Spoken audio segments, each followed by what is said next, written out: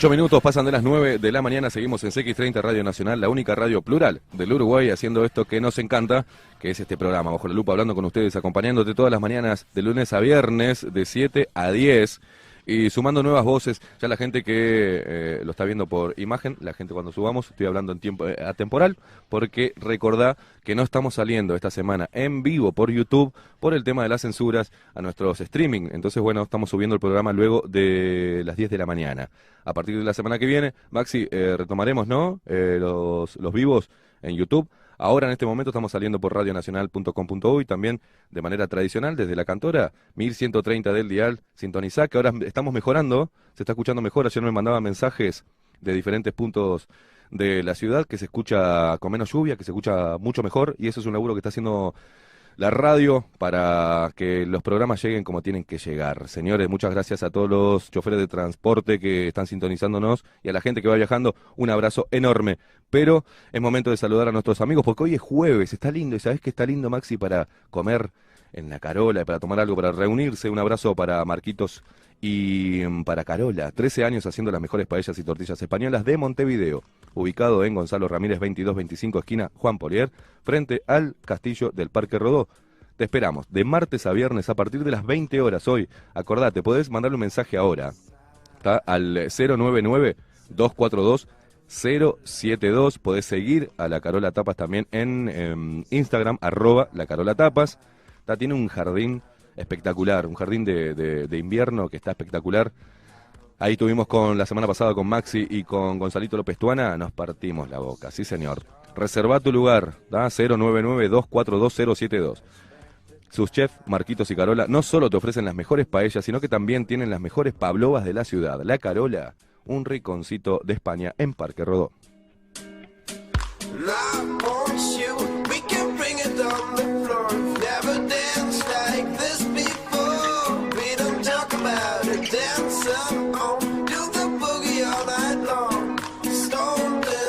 Y es momento de presentarlo a él, la columna, con su columna Extramuros, al señor Aldo Mazzucchelli.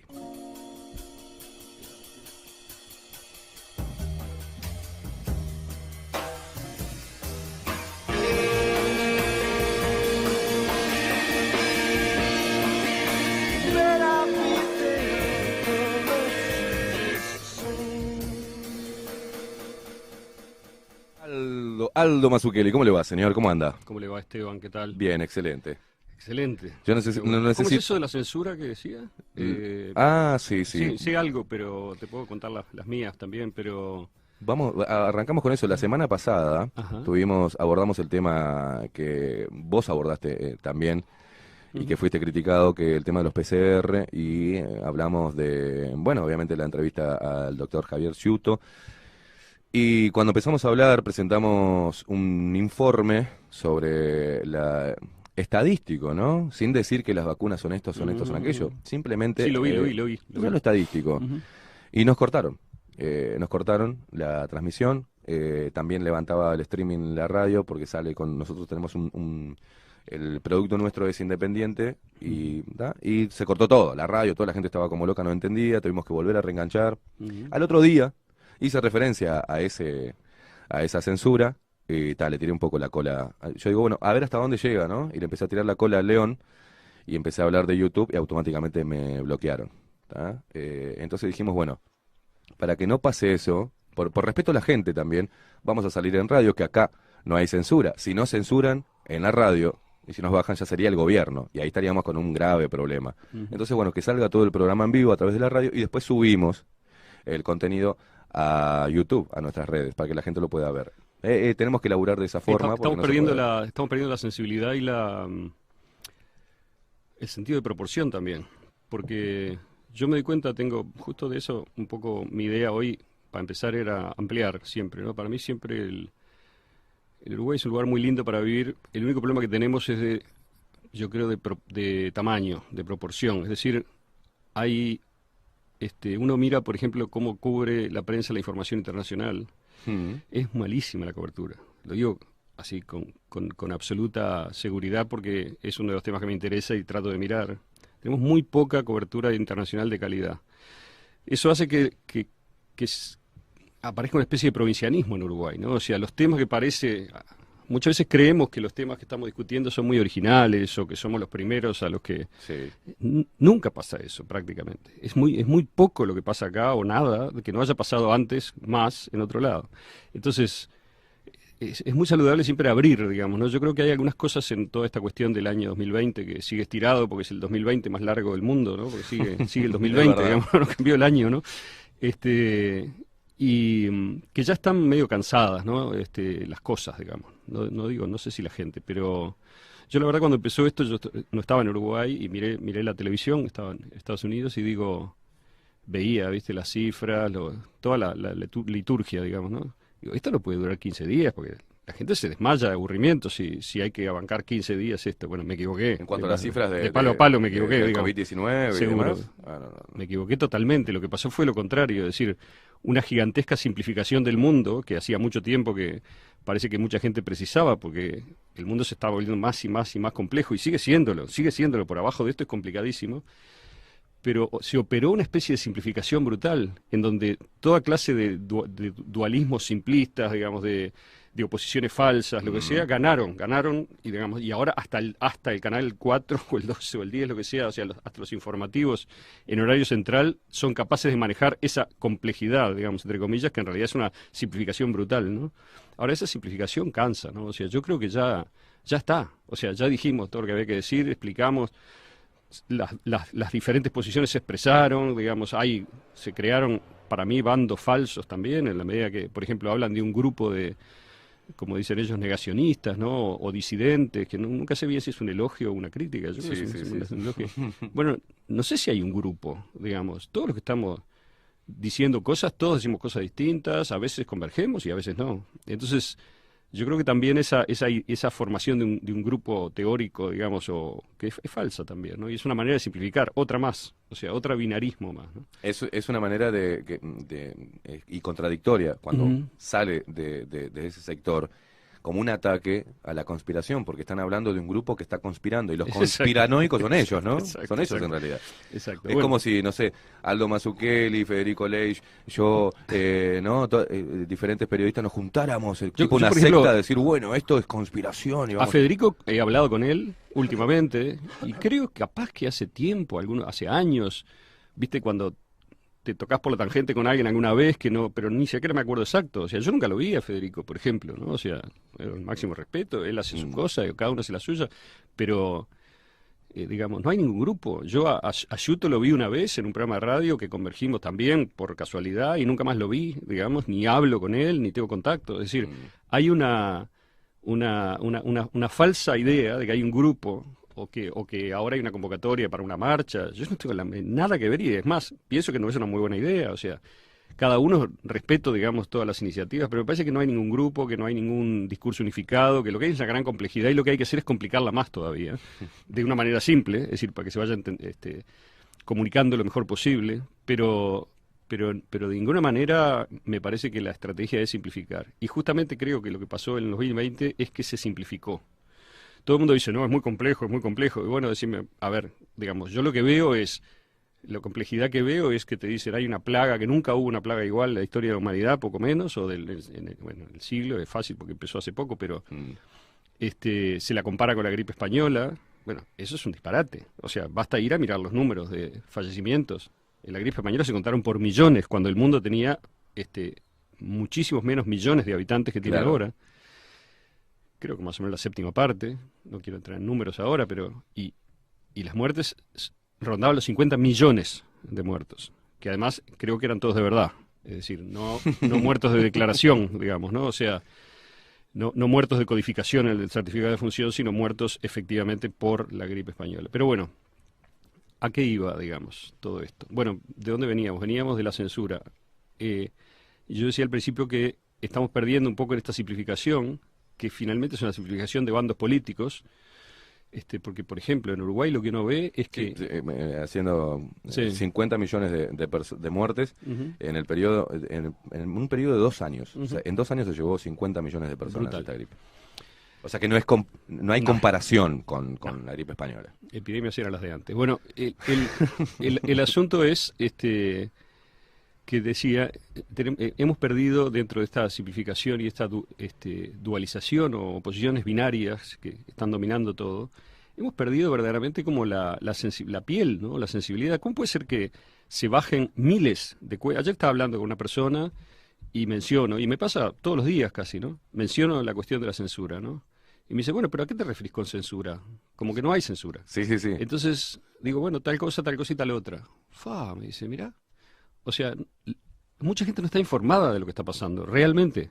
Porque como muy bien decís vos, y yo creo que esa es una virtud de Uruguay, que hay que valorarla, digamos, en Uruguay no tenemos censura del tipo de la que estamos viendo en el nivel macro, en el nivel global. Porque todo este fenómeno que estamos viviendo, como decía al principio, no es un fenómeno uruguayo.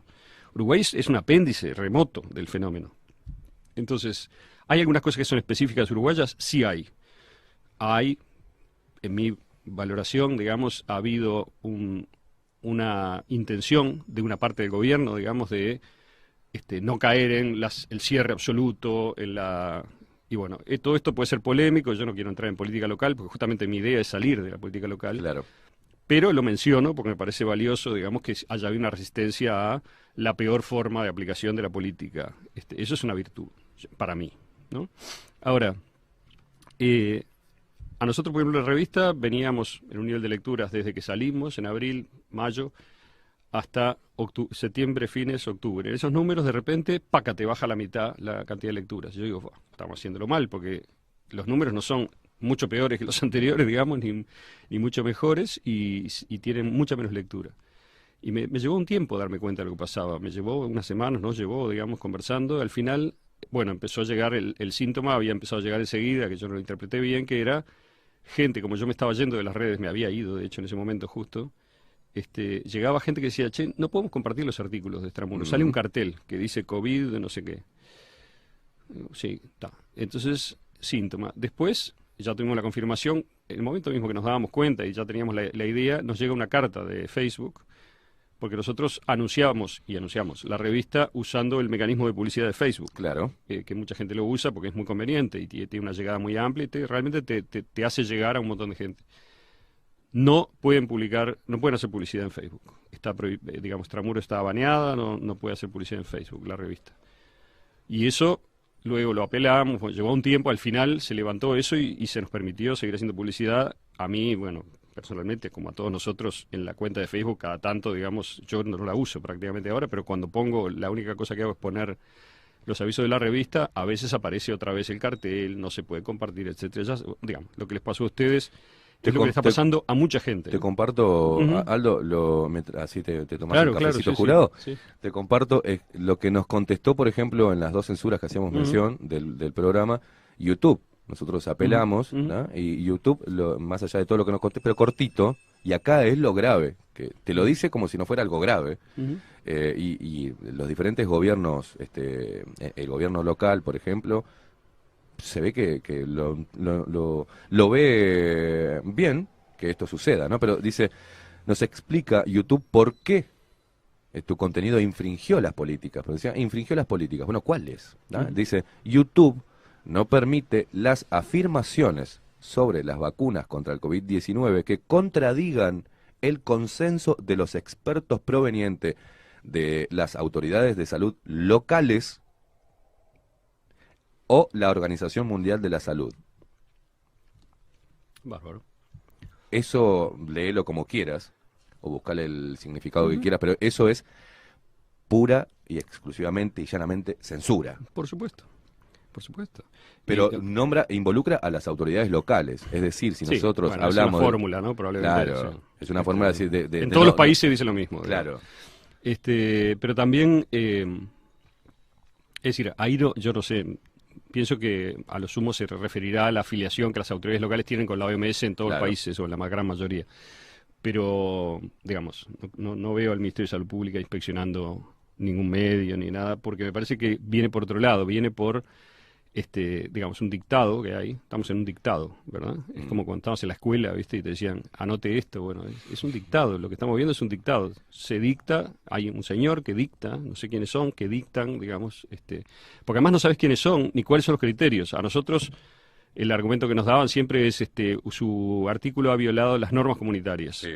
Después vas a mirar las normas comunitarias y es de una vaguedad infinita. O sea, cualquier cosa es las normas comunitarias. Lo que se le parezca a uno de los pibes, de los cognizant, digamos, que le llaman así, conocedores o algo así, digamos, que en realidad hay bots que andan por la red, digamos, y cuando ven palabras clave le mandan el artículo a una persona de carne y hueso que lo lee y que además tienen, digamos, dividido el mundo por zonas. Probablemente de Uruguay se ocupan 2 o 3, o sea, no sé cómo será la cantidad, pero es así que funciona, centralizado, ¿no? Todo esto ocurre en Estados Unidos y demás. Sí. Y bueno, y ahí está.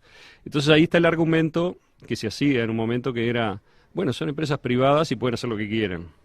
Yo creo que eso es un argumento que pertenece al siglo XIX, por decirlo así, digamos. O sea, eso es no ver lo que está pasando con la comunicación desde hace mucho tiempo. Que la forma empresarial de Facebook, Google, etcétera, sea privada, no tiene nada que ver con su carácter monopólico desde el punto de vista de la comunicación, que ha quedado demostrado definitivamente con lo de Parler, ¿no? No sé si la gente sabe lo que pasó. Porque Parler es una red social que, y acá voy tocando lo que básicamente una de las cosas que quería decir, que es el modo como nosotros nos informamos del mundo en Uruguay. Me refiero a la información masiva que hay, más allá de que, claro, que hay gente que va y lee artículos en lenguas originales y busca y demás. Pero si vos te vas a informar de lo que pasa en el mundo y en particular en Estados Unidos por los medios convencionales, vas a escuchar CNN, vas a leer BBC y BBC Mundo probablemente, que es increíble, o el Guardian en español, en fin, un grupo que no muy grande de medios, el New York Times, el Washington Post, que son, digamos, cantan al unísono. Y hace años que vienen cantando al unísono. A mí me llama mucho la atención, me llama la atención hace años que a nadie le llame la atención, Claro. y sobre todo a gente inteligente, digamos, no le llame la atención la unanimidad de los medios. En mi mundo, digamos, la prensa siempre tenía matices, discutía, tenía posiciones diferentes. Qué raro, hace 5 años o 6 hay una unanimidad, o quizá un poco más, hay una unanimidad creciente que ahora ya es monolítica, digamos, con el Y COVID. evidente, porque antes, bueno, pero Claro. ahora es evidente. En donde el mundo está dividido en 2 grupos, están los malos, que son los populistas, aquel, el otro, el Brexit, tal y cual, y del otro lado estamos los buenos. Entre los malos está Rusia también, Putin, bueno, China, no sé, a veces lo ponen de un lado, a veces del otro, según convenga. Ahora creo que está más bien del grupo de los buenos, porque claro, como Occidente está pareciendo a China cada vez más, digamos, da la impresión de que China se está pareciendo a Occidente cada vez más también, ¿no? En fin. Bueno, entonces, digo, nuestra información en Uruguay respecto de lo que pasa en el mundo es de pésima calidad. Esta es una afirmación fuerte, pero es importante hacerla. Porque por lo menos para prevenirnos y decir, yo sé verdaderamente lo que pasó en tal lado, en tal otro, sé lo que pasó en Estados Unidos, tengo información suficiente como para tener opiniones tan fuertes, digamos, sobre el asunto, conozco los números, conozco un poco del mapa político, digamos, puedo comparar lo que pasa en el 2017 con el 2020, con el 2015, con el 2008, con el 2004, etcétera, etcétera, el 2001.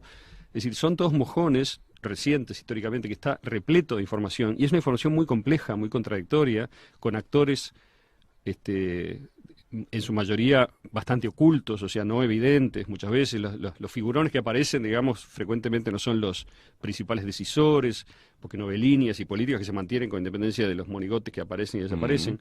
Entonces, esa es una cosa que cuando yo te decía al principio, ampliar, ¿no? Mi idea de la columna es ampliar, es decir, hablar del mundo, ya está con esto, digamos, ya hablamos de la pandemia. Yo creo que es una película de clase C, como dice un amigo mío, Diego Julien, que el guionista, digamos, esto es malo, es realmente malo, porque está lleno de agujeros el guión. Sí. Y digamos, si vos vas, si uno realmente se dedicara a escuchar las cosas que se han dicho y todo lo contradictorio que es, o incluso a mirar las cifras que hoy están homologadas por la Organización Mundial de Salud, como por ejemplo, el 17 de marzo, John Ioannidis, que es un capo, digamos, de Stanford, científico, bueno, no importa, después se puede buscar las credenciales de él, que son, es en estadística, es en epidemiología, digamos, y es en crítica de la ciencia. Es decir, él es un científico que se ha dedicado parte de su carrera a observar cómo la ciencia también cae presa, digamos, de estrategias que no son científicas, digamos, ¿no? De publicidad y demás. Entonces, Ioannidis dijo una cosa que para mí sigue siendo la cosa más sensata de todas, y que es el centro de lo que yo siento también. Él dijo, un momento, estamos tomando medidas extremas sin saber. los números que tenemos no de ninguna manera son ni buenos, ni sólidos, ni claros, ni definitivos. No podemos tomar medidas que van a implicar un costo económico, social, humano, descomunal, sin tener información suficiente. Que a mí me parece de una sensatez elemental, digamos. Bueno, obviamente no se hizo nada de él, ¿no? Se hizo lo que dijo Ferguson, que iba a haber los millones de muertos que no hubo, etcétera. Se aceptó lo de Drosten, digamos, de usar el PCR, y la OMS lo tomó como política propia y lo expandió por todos lados, y se empezó a usar el PCR para cosas que no se había usado nunca, y de una manera, sobre todo, aislada de la clínica, que nunca se había usado, etcétera, sin control, DST, todo lo que sabemos. Pero, digamos, el punto, entonces, que tenemos del principio es, acá hay un problema de no es el problema de si existe o no existe, de si eso no es. El problema es la desproporción y la falta de contextualización brutal de las políticas que han tomado al mundo como si fueran una obsesión. Entonces, decía, la OMS finalmente, creo que en septiembre o fines o principio de octubre, publicó el estudio final de Ioannidis sobre la tasa de letalidad por infectado del COVID-19, de la enfermedad, que es 0,2. Entonces, la OMS, está publicado en el sitio de la OMS, la gente puede ir a verlo, nadie lo dice, pero ese es un número muy importante, ¿no? Quiere decir, 0,2 científicamente, como se gusta decir ahora, 0,2 de los infectados, que es un porcentaje mínimo de la población, claro. Además, 0,2 el 0,2 de la población mundial. Es el 0,2 de los infectados. Claro. Estadísticamente fallece, suponemos, por COVID-19.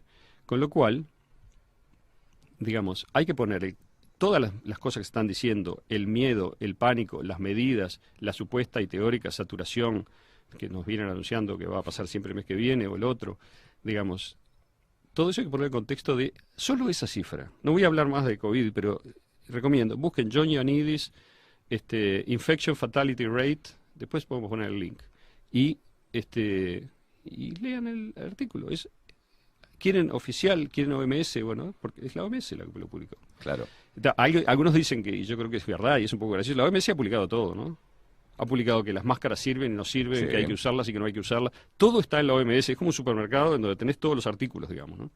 Entonces, no sé bien para qué lo hacen, pero evidentemente no debe ser por una democracia informativa. Me parece que es más bien como una cubrirse porque las políticas que han impulsado son muy concretas. Por ejemplo, la política de hacer del COVID una enfermedad declarable y que el certificado de función deba incluir necesariamente el código correspondiente en cada país para la enfermedad en determinadas condiciones que son muy generosas, vamos a decir así, o sea, o con test PCR positivo, o con sospecha de, o con indicios epidemiológicos en algunos lugares. Es decir, se amplió enormemente la necesidad para los médicos o los funcionarios que llenan los certificados de defunción de anotar el código. Todos los certificados de defunción con ese código pasan a la prensa, en Uruguay también pasan al SINAE y demás, como muertos COVID-19. Esos son los números que vemos, digamos, ¿no? Claro. Entonces, bueno, cerramos esto y vamos a empezar o avanzar hacia lo que yo te quería... Pero el punto que acabas de decir es muy importante, porque desde ahí no hay forma de que a vos te cataloguen, por ejemplo, como negacionista, y a mí me cataloguen de negacionista, sino que nos basamos en la misma información oficial. Exacto. Y vemos que, si bien están las dos caras, se promociona una sola para que la gente vea esa información, dijo la Organización Mundial de la Salud, y desde ahí generar las políticas locales en materia sanitaria. Y se contradice a sí mismo la Organización Mundial de la Salud. Las autoridades sanitarias locales, como le gusta decir ¿no? a la hora de censurar, ayer, si no me equivoco, fue el presidente de ACE, por ejemplo, salió a decir, porque ya esto se convierte en algo político, los sindicatos locales fueron los que pidieron, los sindicatos de la medicina, cuarentena total, los que están hablando de la peligrosidad, de la saturación de los centros de salud, sale, después de tener todo esto, ¿no? Después de que se negoció la vacuna, todo, lo que uno observa son en qué momentos empiezan a pararse firme algunas autoridades sanitarias locales. Desde hace dijo que lejos estamos de una saturación, que estamos bárbaro y que no hay ningún tipo de problema. Hace unos meses era el mismo que decía, cuidado, estamos trabajando para ampliar las camas de CTI, y era el mismo que hablaba en el mismo discurso de terror, miedo y preocupación. Claro, las políticas locales siempre van a ser muy cambiantes y muy complicadas. Es muy complicado meterse ahí, para mí por lo menos, porque así como tenés una facción, digamos, o sea, diciendo una cosa hoy puede decir lo contrario mañana y viceversa, dependiendo de cómo el juego político le sople, digamos, Sí. ¿no? Igual es muy importante que se haya finalmente aclarado algo que a veces se deja en la vaguedad, porque el juego político también juega con la vaguedad. La gente oyó algo, nadie lo desmintió, capaz que es verdad, se empieza a repetir si me sirve y ahí va creciendo la bola de nieve, ¿no? Pero entonces, yo decía, esto es porque a veces capaz que en la columna vamos a traer alguna cosa que haya sido publicada en la revista o eventualmente puede ser mía, puede ser de otros, digamos, y comentarla, abrirla, en fin. Entonces, esto es unas cosas que se llaman anotaciones apestadas que yo estoy publicando como una serie, ¿no? Le pongo un número y voy poniendo párrafos. Entonces, me gustaba, porque hago unas preguntas, ¿no? En la segunda, y me gustaba hacértelas. A ver qué... Porque claro, también el binarismo hace que todo parezca obvio, ¿no? Y yo creo que a veces cuando se generan campos binarios, la gente se pone una camiseta y después todo le parece obvio, le parece simple. Yo creo que no hay nada obvio en esto, es complicadísimo esta situación que estamos viendo. Entonces, vamos a preguntarle a la gente también a través de... De acuerdo, sí, de acuerdo sí, a toda la buenísimo, gente, sería buenísimo que la gente comente. tengamos interacción. Entonces, una pregunta que puede ser obvia, ¿es esto que está ocurriendo a nivel social, personal, comunicacional, ¿no? ¿Es un efecto estricto de la pandemia de COVID-19 o se está aprovechando la pandemia para imponer cambios globales de más alcance? Esa es mi pregunta que te hago. La segunda parte de la pregunta ya se contesta sola para mí, ¿no? ¿Vos pensás que se está usando la pandemia para imponer cambios? Yo lo que veo particularmente es que esto ya se viene, la manipulación de la información, el discurso único, lo poco que llega, o de la forma sesgada que llega la información internacional, que es la que hace comprender las políticas locales. Bueno, según cómo esté la política internacional, con qué países acuerde nuestro gobierno y demás, hay que entender el contexto internacional. Al venir de manera sesgada, es imposible que tengamos criterio propio. Y después, para mí, esta forma, creo que fue un preparativo en la H1N1. Porque luego de la H1N1, el Ministerio de Salud Pública, voy a hablar de manera local, lo que hizo fue, no doy más datos, pero desde ahí... Me acuerdo. Desde ahí, bueno, lo que habían dicho es que no iban a dar más datos puntuales, caso a caso, que era lo que en ese momento estaban todas las portadas, como ahora, todos los noticieros hablando gripe H1N1, el uso de tapabocas, el alcohol en gel, bla, bla, bla. El Ministerio de Salud Pública dijo, bueno, hasta acá vamos, no decimos más nada, pero vamos a estar monitoreando, la clásico monitoreando las zonas afectadas con este virus. Pero después, desde ahí se crea el SINAE en el 2009, luego de que se va, misteriosamente se va la gripe H1N1, crean el SINAE y crean los SECOED. Es una preparación, junto con dinero público, y vos fíjate que llega hoy, Aldo, se declara el 13 de marzo, alerta sanitaria y la existencia de este virus. Meses anteriores eran consultados porque ya se venía dando casos a nivel mundial, y las autoridades locales dijeron, es una simple gripe y acá no va a llegar.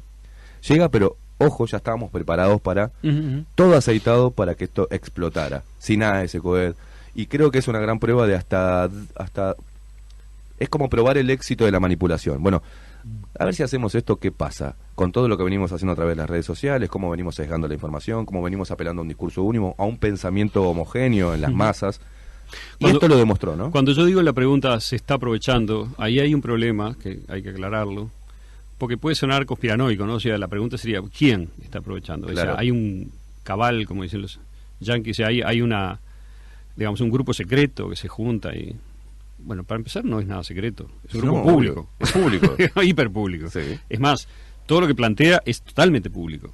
Hay libros, está el libro de Klaus Schwab, que es el director del Foro Económico Mundial, en donde hay un plan explícito y una propuesta, yo diría una propuesta que se le hace a la humanidad, que tenemos que mirarla con cuidado y ver, bueno, capaz que hay cosas que están bien y cosas que están mal, no sé, habría que mirarla, pero en todo caso es verdaderamente parte del meter la cabeza abajo de la tierra, tipo como a veces dibujan la avestruz. Yo vivo en el campo, nunca vi un ñandú metiendo la cabeza en la tierra, pero puede ser, digamos, no mirar esas cosas y al revés, acusar al conspiranoica el que dice, ¿por qué no? Es como si yo te dijera a vos, hay una ballena encallada en Ramírez, en la playa, y vos me decís, no, porque las ballenas no encallan en Ramírez. Y yo te digo, ¿pero por qué no vas a ver? Cerca, digamos. Andá y mirá. Entonces ahí vas a ver si hay o no hay una ballena. Claro. Esto es lo mismo. O sea, yo digo, la OMS publicó que es 0,2. La gente no le cierra con el discurso a la gente que no quiere verlo. Entonces Claro. ni siquiera van a mirar el artículo, porque es más, verlo les molestaría profundamente, porque dirían, perdí, digamos. ¿no? Claro. Y esto no es un tema de ganar y perder. Exacto. Es decir, todos perdemos y ganamos continuamente. Bueno, entonces digo, no hay un grupo cerrado. Pero cuando digo se imponen políticas, digo que hay muchos actores, es muy complejo esto, actores corporativos, empresariales, sectores de la economía, que sí quieren, porque les conviene, imponer cambios. Después voy a acumular una serie de cosas que están cambiando que me parece que son evidentes. La primera, para explicar esto que estoy diciendo, es el pasaje de la vida al mundo digital, digamos. Sí. Eso tiene una serie de repercusiones que tienen que ver, por un lado, con que le sirve a las empresas de comunicación y a las empresas de tecnología, Big Tech, digamos, ¿no? Pero además le sirve también a sectores que quieran controlar más a la población. Porque si vos estás adentro de un universo digital y pasás funciones vitales, digamos, a el mundo digital es mucho más controlable que el mundo físico. ¿Ok? Pasa con Aldo, parte de una frase que Sí. es la que te hace entender todo. Ujú. Y creo que deberíamos partir desde ahí para entender y adentrarnos en la complejidad de esto, porque no es Rockefeller, no, la complejidad que hay. Cuando lo que antes se comercializaba era productos y servicios, cuando pasamos a ser los seres humanos, a Exacto. hacer el producto, es ahí que se genera un laberinto que es muy difícil atar todos los cabos de por qué somos ahora nosotros el producto y de qué manera estamos siendo comercializados. O sea, es complejo. Sí, muy complejo. Shoshana Zuboff, que yo publiqué una nota que si alguien está interesado la puede mirar, que se llama El Canal Reseteo, que la publiqué allá por agosto, no me acuerdo cuándo fue. Porque ya tiene un libro que es del año pasado que se llama La Era del Capitalismo de Vigilancia, que es un libro importante, digamos. Ella viene estudiando el fenómeno de el pasaje, digamos, de cómo el manejo de los datos y la comercialización de los datos se convirtió en la fuente decisiva de financiación de las grandes compañías tecnológicas, de las grandes plataformas. Google primero, que fue la pionera, genial, ¿no? O sea, digamos, el descubrimiento, por decir así, ocurre en el 2001 aproximadamente, en la época de la crisis, de la burbuja de las tech, digamos. Sí. No sé si se acuerda la gente en la bolsa que hubo un poco como ahora, como hay con las energías alternativas en la bolsa, que hay digamos, las compañías que circulan en ese sector tienen valores de sus acciones que no corresponden en absoluto con los fundamentales de la empresa, o sea, están hiper sobrevaloradas, muchas de ellas, no todas. ¿Eso quiere decir que va a explotar? Bueno, mucha gente piensa que sí, otra piensa que no. Pero en aquel momento eso pasó con la Big Tech, porque es verdad que hubo muchas empresas que no estaban haciendo plata con las cosas que habían inventado. Y Google era una de ellas. Google, digamos, todo era gratis. Yo no sé si hay gente muy joven, digamos, que no se acuerda de la época libertaria de Internet. Quizás Claro. nosotros que somos más viejos nos damos cuenta Sí. porque para mí Internet siempre fue una maravilla, por eso precisamente. Uno hacía cosas gratis y las compartía con otros, y los otros hacían cosas gratis y las compartían con uno, y todos estábamos en comunidades, digamos, contribuyendo cosas que tenían valor para el otro, sin cobrar, digamos, o cobrando algo mínimo. Bueno, todo eso se empezó a monetizar, como dicen, ¿no?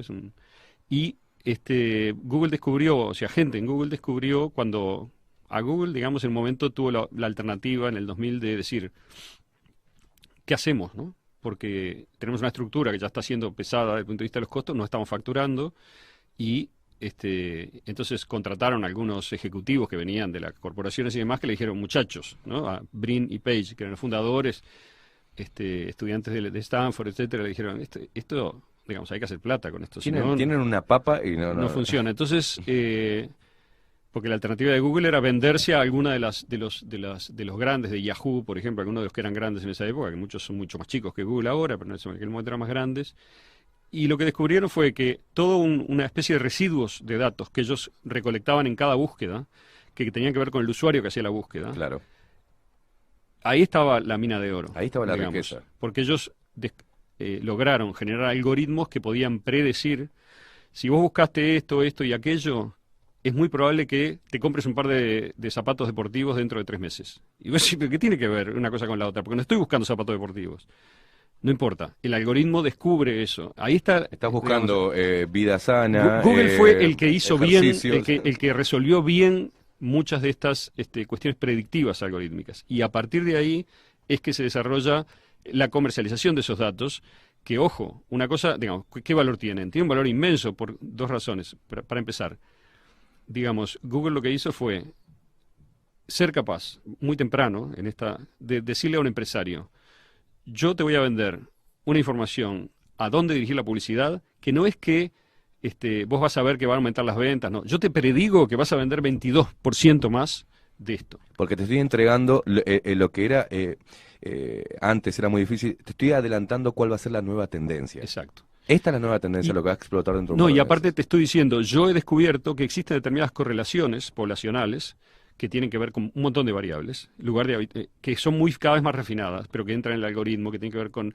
edad, sexo, nivel de vida, barrio en el cual vivís, consumo anterior, nivel educativo, en fin, una cantidad de cosas, todas combinadas, permiten, correctamente ponderadas, predecir qué va a ser esa persona. Porque no somos bastante predecibles, no somos tan originales como nos creemos, sobre todo en este mundo de consumo. Entonces, ¿cuánto vale eso? Pero aparte, Google empezó a vender a 1 centavo, ponele, el clic del avisito que ellos mismos habían, digamos, generado el algoritmo para que la empresa pusiese.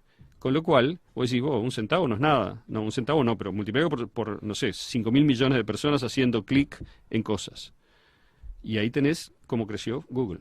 Y las otras compañías adoptaron el modelo. Facebook lo adoptó, Twitter lo adoptó, YouTube lo adoptó, etcétera, etcétera, etcétera. O sea que el inmenso poder que tenemos ahora comunicativo viene de esto, y esto es lo que hizo que hoy a esas empresas claramente les interese de una manera muy abierta ofrecer servicios en el mundo digital. La educación a distancia, por ejemplo, ¿es mejor o es peor que la educación presencial? Bueno, tiene algunas ventajas, tiene algunos inconvenientes. El tema es que parece que el mundo tomó la decisión colectiva de que nos vamos a la educación digital, o sea, a distancia. No vemos, yo trabajo en la universidad, ya nos informaron que el primer semestre va a ser a distancia. En la Facultad de Comunicación, un amigo le impidieron, digamos, que en una clase chica de 15 estudiantes presencial, no se puede dar clases presenciales en la universidad. Obviamente el argumento es COVID. Entonces, acá tenés una relación entre la preguntita, digamos, no hace falta ninguna conspiración. Basta darse cuenta de que hay intereses que operan cuando ven un cachón, digamos. Entonces, y que hay alineaciones políticas e ideológicas que hacen que haya grupos que son sensibles a decirle que sí a eso. Ahora, acá está lo complejo. Yo estoy diciendo que está mal pasar la vida al mundo digital. Yo personalmente pienso que no. O sea, que hay cosas que están bien, que van a ser bien, y otras que no. Claro. Digamos, el problema es que, una vez más, no hay que hacerlo blanco-negro, no es ponerse de un bando con la camiseta y, en mi opinión, ¿no? O sea, yo creo que hay que ver todo esto que está pasando, que es mucho más complicado. Esto es nada más que la puntita del iceberg, digamos, ¿no? Ver esto y entender, en mi opinión, que lo que tenemos que hacer es investigar más, pensar más profundamente y suspender un poco el juicio sobre las cosas que hay que suspenderlo, porque esto es un partido a 1000, digamos. Recién vamos de los primeros 2 minutos de un partido que tiene 1000 horas. O sea, bueno, la idea, Aldo, de que vos estés acá con estas columnas, es ir entregándole, por ejemplo, el ejemplo, para la redundancia, de hoy, de Google y la monetización. Todo eso de a poquito, la gente, porque la gente, la audiencia, la que está del otro lado, todo esto lo toma, lo guarda, y hay que, en cuotas, nuestro trabajo desde la comunicación, desde el periodismo, de la investigación, es ir paso a paso dándote diferentes puntos de vista o casos puntuales que después generen el conocimiento entero, porque ni siquiera para para la gente que trabaja dentro de las empresas tienen el conocimiento absoluto de lo que está pasando. Esto es acumulativo y hay que... Te hago otra pregunta. Los cambios que se están implementando, ¿no? ¿Vos qué decís? Siempre a nivel mundial. A nivel mundial, también en Uruguay. ¿Serán pasajeros y se revertirán apenas termine la pandemia? Como piensa, por ejemplo, nuestro entrevistado principal de este número, que se llama Miguel Ángel Bastos, que es un filósofo y profesor gallego. Él dice, cuando le preguntábamos, Diego Andrés Díaz le preguntó en su entrevista sobre esto, y dijo, no, acá no hubo destrucción de ¿cómo se llama?, de herramientas de trabajo, como pasa en las guerras, ¿no? Acá no hubo nada de eso. Esto apenas termine, se va a revertir, y dice, y en 5 años nos vamos a acordar del COVID. Yo estoy muy en desacuerdo. Sí, claro. Yo estoy de tu lado. Lo puse en la tapa, digamos, porque me parece una afirmación que hay que pensar. Él dice eso y me parece muy respetable. Yo pienso lo contrario.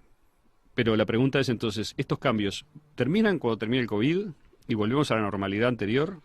o no terminan y las cosas que estamos implantando tienen larga vida?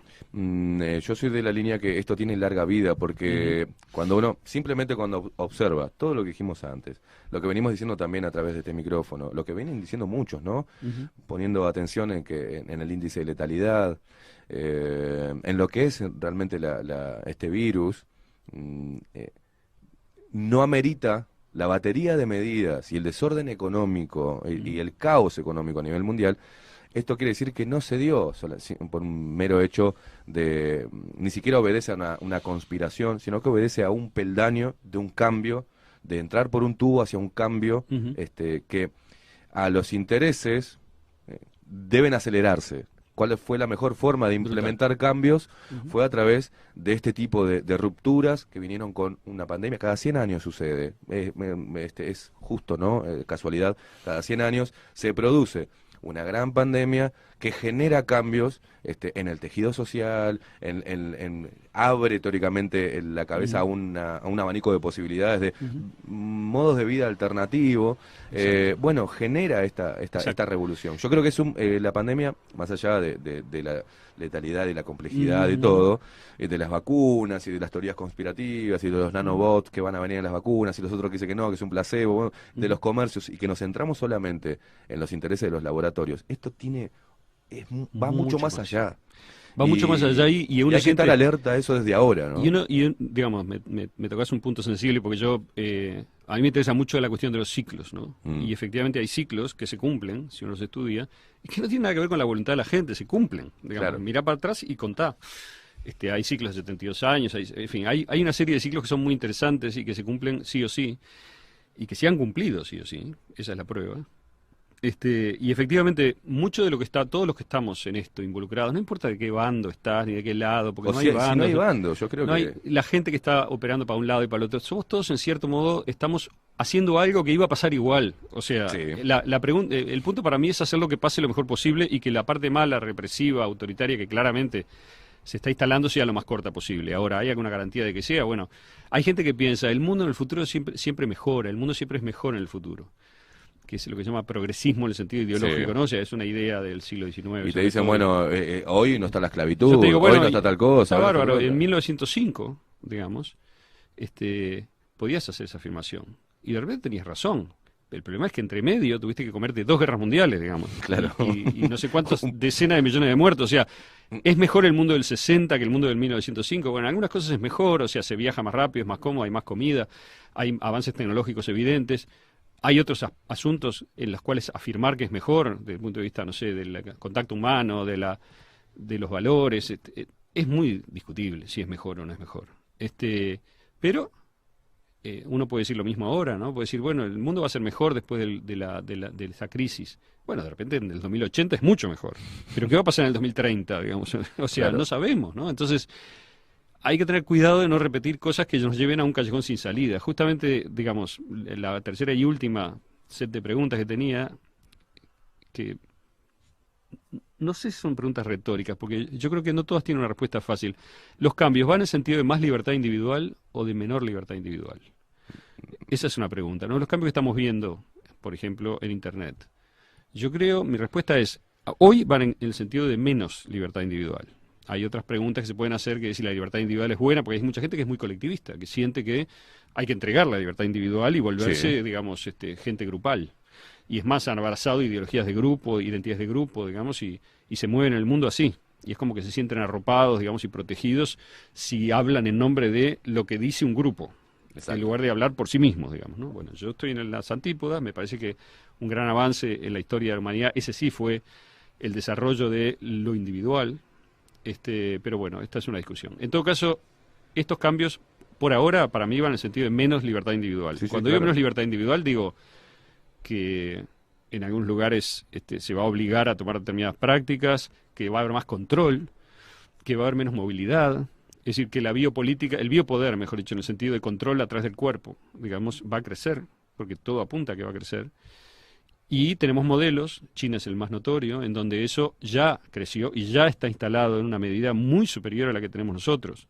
Es decir, yo me acuerdo hace 20 años, una sobrina mía que estuvo en Londres, yo también había estado un poquito antes, pero en ese momento hubo un cambio dramático, y cuando ella fue, no me acuerdo si fue el 2000, 2001, 2002, ya, digamos, vos no podías estar en ningún lugar en Londres sin que las autoridades no supieran que estabas ahí, porque se combinaban dos cosas: el sistema de cámaras que estaba instalado con una gran intensidad en todos lados, más y sobre todo la tarjeta del metro, digamos, o del transporte, que es una tarjeta que vos comprabas y que ibas cargando. Pero esa tarjeta tenía un chip que era reconocible constantemente por el sistema, digamos, creo que del sistema de teléfonos, con lo cual la policía siempre sabía Tenía dónde un estaba, rastro, que en aquel momento era muy elogiado porque había disminuido la criminalidad en Londres. Lógico. Ahora también disminuye la libertad individual, ¿no? De moverse, lo mismo que dejar de usar dinero físico y muchas otras cosas. Entonces, los cambios que vemos van todos más bien para el lado de menos libertad individual. Más soberanía de las poblaciones a nivel local o de menos. Fíjate que no digo de las naciones, de los países, pues yo sé que los países están desapareciendo o que tienden a pesar de que ahora parece que todos los presidentes y los gobiernos locales parece que son muy importantes, están en el horario central todo el tiempo, pero yo creo que es más bien pasajero eso, que esto nos va a llevar a una menor autonomía, pero cuando no pienso en los países, pienso en el gobierno local. Es decir, el gobierno local porque es bueno, porque vos podés controlar mejor al poder, digamos. Claro. Si vos tenés un gobierno distante y desconocido y no electo, no tenés ningún control. Y si ese gobierno va a tener además poderes de control incrementados, que podrían llegar a poder militar, digamos, ¿no? Estamos en una situación distópica totalmente, mucho peor de la que tenemos ahora.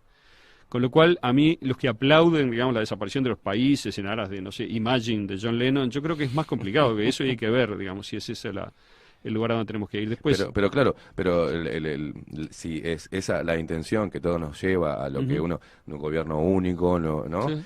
De una moneda única, de un control masivo, de no hay fronteras, todas esas cosas.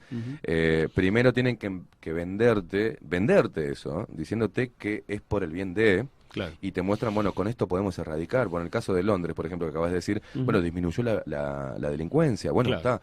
Entonces, renunciemos a nuestra libertad individual para generar esto que es tan beneficioso para todos, ¿no? Y desde ahí, desde el colectivismo, estamos hipotecando, estamos perdiendo esa libertad individual que nos hacía más fuertes dentro de un colectivo.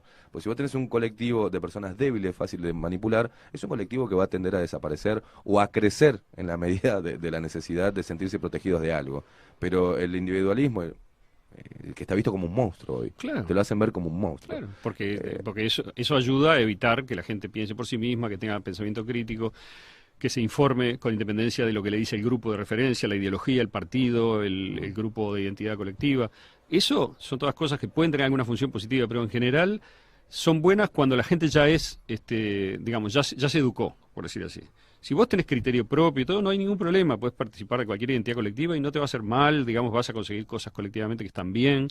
El problema no es ese, el problema es que se reemplaza la formación individual por la aceptación de una identidad colectiva. Ese es el problema que tenemos hace décadas, que se viene empujando, que por eso hay una crisis de la educación, hay una crisis de la universidad, hay una crisis de primaria, hay una crisis de todo, digamos, que además esto, no sé si no será el golpe de gracia, digamos, ¿no? O sea, no sé si vamos a pasar a educarnos en casa a esta altura, porque, digamos, está el barrido de los contenidos y la simplificación de la educación. Bueno, eso es materia de otra columna, no quiero entrar en esto, pero claramente juega un papel. Nos quedan unos minutitos, sí, viste sí, que vos decías que... Yo veo que estamos en hora, también tengo el reloj acá, pero digamos, yo había hecho una lista de los cambios, ¿no? Que capaz que sería mejor dejarla para la próxima. Bien. Y entonces agarramos y decimos, vamos a retomarla con una anterior, ¿cuáles son los cambios que estamos viendo? Ping, ping, ping, ping, ping, y vamos comentando cada uno, porque si la tiro ahora, digamos, a toda velocidad, se va a perder, va a ser demasiado complejo, no va a valer la pena, pero si lo hacemos, entonces... ¿Tenemos 2 minutos? ¿Tenemos 1 minuto? Que nos tire una. Tiranos una. Bueno, mira, te leo algunos. La gente está están diciendo acá, no, sí, no tenemos más tiempo, señores, pero tirale una. No, que sigamos, pero no sigamos. podemos, hay otros programas.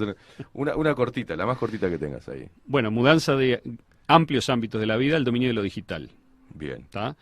Expansión de la genómica, es decir, de la tecnología genética centrada en el genoma, es decir, en el completo, digamos, no solamente en la terapia génica de gen por gen, que lleva a proyectos que son de cibergente, digamos, ¿no? O sea, de robots. Qué lindo meternos ahí. Transferencia del poder a personas no electas. ¿Cómo la ves esa? Esa es linda, ¿no? Esa es linda. Transferencia del poder a personas no electas. El poder va pasando bastante rápido, te diría, al dueño de Google, al Gach, digamos, son asesores, sí, son asesores, pero ¿cuánto definen las políticas? Como un montón, digamos, ¿no?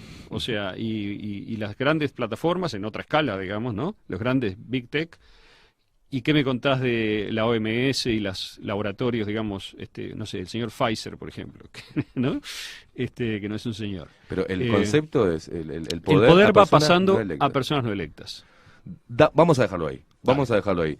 Aldo Mazzucchelli, un placer tenerte. Un placer tenerte acá. La gente también con muchas preguntas, que si empiezo a traspasarte las preguntas, traspasámelas porque mi idea es agarrar en la columna siguiente, digamos, tratar de ver las cosas más interesantes, las cosas que aporten más, tratar de comentarlas, incluso las críticas, ¿no? Que siempre vienen bien. Bien, no, hoy no hay críticas. Están todos así como los niños cuando están así, escuchando, por suerte. Dejen sus preguntas en nuestro Telegram, que se las pasamos a Aldo para que haga referencia también en la próxima columna. Un placer, estimado, tenerte acá en los estudios. Muchas gracias a ti, Maxi, a todos. Nos vamos con Enemies de Shinedown porque somos enemigos de esto, de las estrategias de manipulación, de la pérdida de individualismo, de el colectivismo por encima, impuesto a la fuerza. Y con todas las estrategias de propaganda que esto tiene, ¿no? Hay mucho para tratar, mucho para desmenuzar de nuestra era y de nuestro futuro. Hay que abrir los ojos, señores. Nos vemos mañana, a partir de las 7 de la mañana por acá, por esta casa. CX30 Radio Nacional, la única radio plural del Uruguay, haciendo esto, poniendo al Uruguay y al mundo bajo la lupa. Chau, chau. Something that you just couldn't stop. You turn the ones that you love into the angriest mob. And the one last wish is that you pay for it. And there's no way you get